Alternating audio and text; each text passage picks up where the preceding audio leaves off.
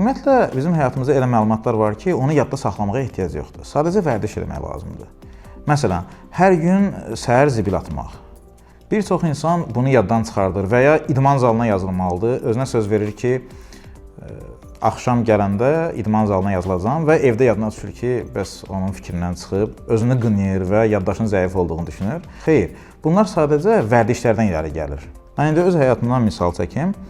Deməli, mənim xoşum gəlir ki, öz otağımı mütəmadi olaraq havalandırım və bizdə jalüz dediyimiz bir sistem var. Mənə həmişə evdə deyirlər ki, bəs otağı havalandırdıqdan sonra jalüzü aşağı endirmək lazımdır. Çünki günəş şüaları otağa daxil olur və orada problem yaradır. Mən bəlkə də bir 10 dəfə, 15 dəfə bunu yaddan çıxartmışam. Bəlkə də çox. Bu o deməkdir ki, mənim yaddaşım zəifdir. Əlbəttə ki, yox. Sadəcə ona vərdiş etməmişəm.